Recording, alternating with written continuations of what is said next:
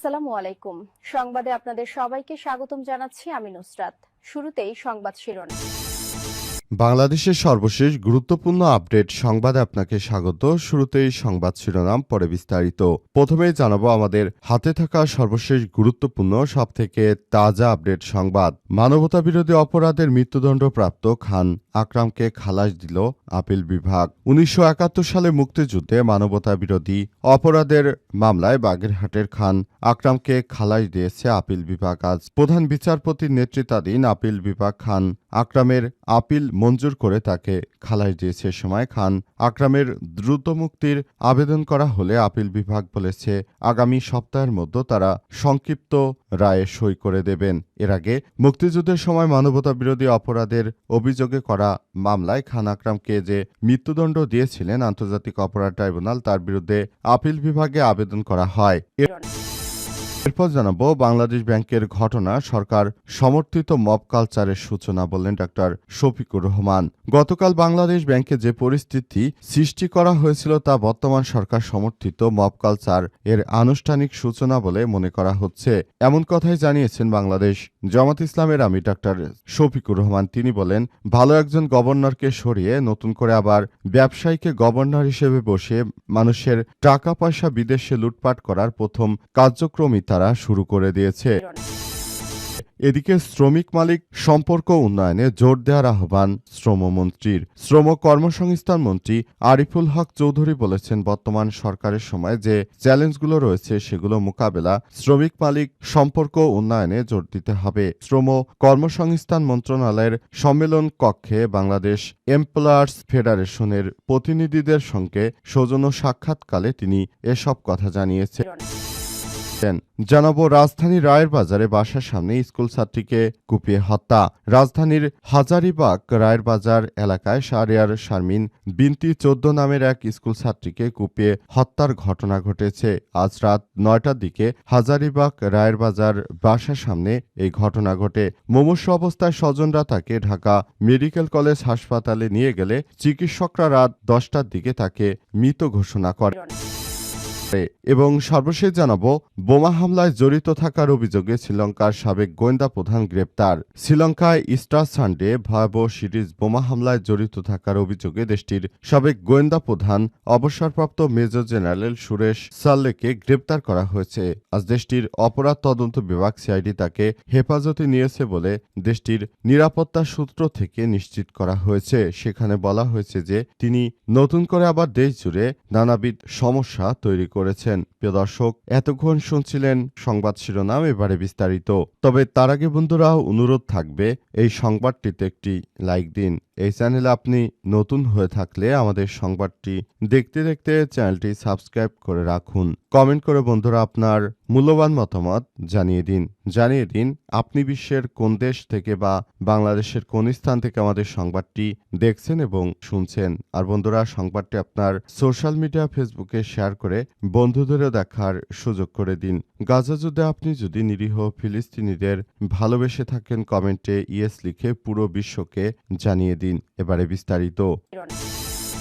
মানবতাবিরোধী অপরাধের মৃত্যুদণ্ডপ্রাপ্ত খান আকরামকে খালাস দিয়েছে আপিল বিভাগ। ১৯৭১ সালের মুক্তিযুদ্ধে মানবতাবিরোধী অপরাধের মামলায় বাগেরহাট খান আকরামকে খালাস দিয়েছে আপিল বিভাগ। বৃহস্পতিবার ২৬শে ফেব্রুয়ারি সকালে প্রধান বিচারপতির নেতৃত্বাধীন আপিল বিভাগ খান আকরামের আপিল মঞ্জুর করে তাকে খালাস দিয়েছে। সময় খান আকরামের দ্রুত মুক্তির আবেদন করা হলে আপিল বিভাগ বলেছে আগামী সপ্তাহের মধ্যে তারা সংক্ষিপ্ত রায়ে সই দেবেন। এর আগে মুক্তিযুদ্ধের সময় মানবতাবিরোধী অপরাধের অভিযোগে করা মামলায় খান আকরামকে যে মৃত্যুদণ্ড দেওয়া হয়েছিল আন্তর্জাতিক অপরাধ ট্রাইব্যুনাল, তার বিরুদ্ধে আপিল বিভাগে আবেদন করে। এ মামলায় ট্রাইব্যুনালের ৭ আসামিকে মৃত্যুদণ্ড দিয়েছে। তারা হলেন খান আকরাম হোসেন ৬০, শেখ মোহাম্মদ উকিল উদ্দিন ৬২, মোহাম্মদ মকবুল মোল্লা ৭৯ কারাবন্দী, পলাতক রয়েছেন খান আশরাফ আলী 65, রোস্তম মোল্লা 70, ইদ্রিস আলী 61, শেখ রফিকুল ইসলাম বাবুল 64। 2023 সালে 30 নভেম্বর তাদের সাজা দিয়েছিল ট্রাইব্যুনাল। আসামিদের বিরুদ্ধে মোট 60টি অভিযোগ আনা হয়। 2017 সালের 31 মে আসামিদের বিরুদ্ধে আনা অভিযোগ আমলে নেয়। পরে অভিযোগ গঠনের মাধ্যমে বিচার শুরু হয়। 1971 সালের 26 মে 15 থেকে 20 জন রাজাকার, 25 থেকে 30 জন পাকিস্তান দখলদার সেনাবাহিনীর সদস্য বাগেরহাটের মোড়লগঞ্জ থানার চাপড়ি ও তেলিগাতিতে নিরীহ নিরস্ত্র মুক্তিকামী মানুষকে হত্যার মানুষের উপর হামলা চালায় এবং 40 থেকে 50টি বাড়ির মালামাল লুটপাট করে নিয়ে যায়। বাড়িঘর অগ্নিসংযোগ করে 2 জন নিরীহ নিরস্ত্র মানুষকে হত্যার উদ্দেশ্যে গুরুতর জখম করা হয় এবং 10 জন নিরীহ নিরস্ত্র স্বাধীনতার পক্ষের মানুষকে গুলি করে হত্যা করা হয়। বাংলাদেশ ব্যাংকের ঘটনা সরকার সমর্থিত মব কালচারের সূচনা, বললেন ডাক্তার শফিকুর রহমান।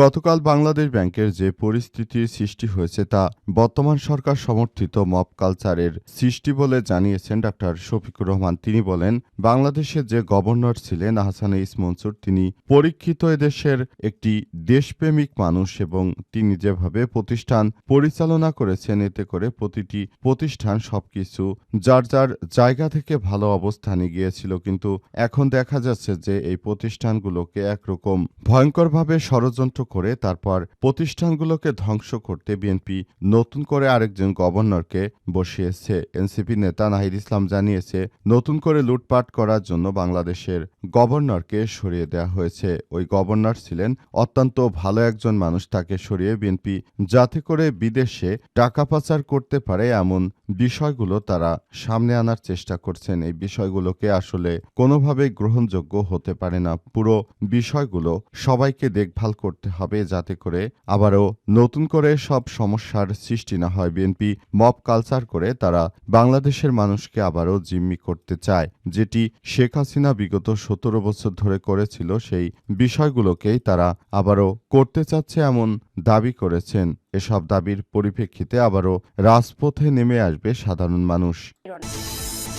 শ্রমিক মালিক সম্পর্ক উন্নয়নে জোর দেওয়ার আহ্বান প্রধানমন্ত্রীর এবং শ্রমমন্ত্রীর। শ্রমিক ও কর্মসংস্থান মন্ত্রী আরিফুল হক চৌধুরী বলেছেন, বর্তমান সরকারের সামনে যতগুলো চ্যালেঞ্জ রয়েছে এর মধ্যে কর্মসংস্থান নিয়ে অত্যন্ত বড় একটি চ্যালেঞ্জ দাঁড়িয়েছে। এই কর্মসংস্থানের বিষয়গুলোকে আমরা কিভাবে নিজেদের মতো করে আবার ডেভেলপমেন্ট করতে পারি সেসব বিষয়ের দিকে আমরা নজর দিতে চাই। এ সময় তিনি জানিয়েছেন যে দেশের মানুষ এই গুরুত্বপূর্ণ সময়ে এদেশটাকে কিভাবে তারা দায়িত্বশীল ভূমিকা পালন করে দেশটাকে গঠনমূলক একটি জায়গায় নিয়ে যেতে পারবে এমন প্রত্যাশার কথাই জানিয়েছে তারা আরও জানিয়েছে, দেশটাকে সুন্দরভাবে গড়ে তোলার মধ্য দিয়ে আমাদের সবাইকে এগিয়ে নিয়ে যেতে হবে, দেশের মানুষকে ভালোবাসতে হবে, দেশের প্রতিটি সেক্টরকে আবার এগিয়ে নিয়ে যেতে হবে বলে এমনটাই জানানো হয়েছে সবাইকে। তাই এখন থেকে সব বিষয়গুলোকে খুবই গুরুত্ব সহকারে দেখতে হবে বলে জানানো হয়েছে।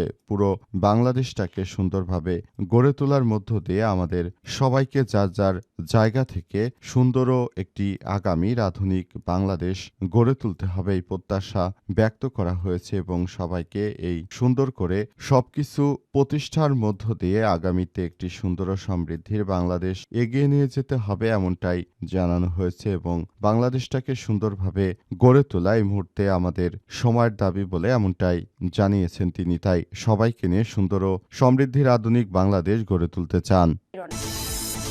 রাজধানীর রায়ের বাজারে বাসার সামনে স্কুল ছাত্রীকে কুপিয়ে হত্যা।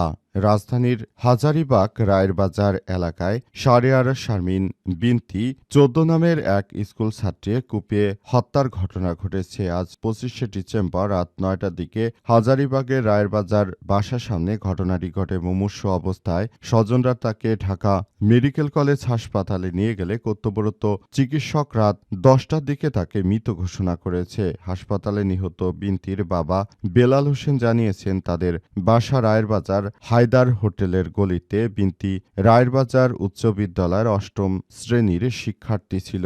সেই সন্তানের মতো বিনতি ছিল বড়। তিনি আরও জানিয়েছেন, রাতে বিনতি তার ছোট ভাই নাবিলের সাথে বাইরে যায় এবং এর কিছুক্ষণ পর বাসার নিচে হইচই শোনা যায়। দেরি না করে আমার মেয়ে বিনতিকে কুপিয়ে ফেলে সেখান থেকে পালিয়ে গেছে। দ্রুত তাকে সেখান থেকে শিকদার মেডিকেল কলেজ হাসপাতালে নিয়ে যায়। সেখান থেকে ঢাকা মেডিকেল কলেজে নিয়ে এলে মারা যায়। হাসপাতালে বিনতির মা নাদিয়া বেগম জানিয়েছেন, রাত ৮টার দিকে বিনতি আর তার ভাই নাকবিলকে সঙ্গে নিয়ে নিচে নামে। কাঁচা তরকারি কিনে তার বোন বাসার নিচ দিয়ে মসজিদে চলে যায়। হইচই শুরু হলে নিচে গিয়ে দেখি আমার মেয়েকে ঘিরে অনেকেই দাঁড়িয়ে আছে। সেখানে স্থানীয় অনেকেই বলে বিনতি বলেছিল সিয়াম নামের এক যুবক তাকে কুপিয়েছে। সিয়াম নাকি একসঙ্গে তাদের স্কুলে পড়ে। দীর্ঘদিন ধরে তাকে প্রস্তাব দিয়ে আসছিল প্রেমের, কিন্তু তিনি রাজি না হওয়াতে তার উপর এই ধরনের হামলা চালিয়েছে সিয়াম নামের সেই যুবক। সিয়ামের কঠিনতম শাস্তি দাবি করেছে বিনতির পরিবার। এই ঘটনার পরও এলাকায় থমথমে অবস্থা বিরাজ করছে। অনেকেই বলাবলি করছে যে সারা দেশ জুড়ে যে ধরনের নাশকতা রাহাজানি কর্মকাণ্ড শুরু হয়েছে, তাই সাধারণ জনগণ আসলে কি করবে এই বিষয়গুলো তারা করতে পারছে না। তারা একরকমের বন্দী হয়ে আছে। বিএনপির এই কর্মকাণ্ড থেকে সবাই মুক্তি পেতে চায়, কারণ সারা দেশে তাদের জন্যই মূলত এই ধরনের রাহাজানি সন্ত্রাসী কার্যক্রম শুরু হয়েছে, যেটা বিএনপি জন্ম দিয়েছে। এই রাহাজানি সন্ত্রাসী কার্যক্রম, এটা থেকে বেরিয়ে আসতে না পারলে পুরো বাংলাদেশটাই ধ্বংস হয়ে যাবে।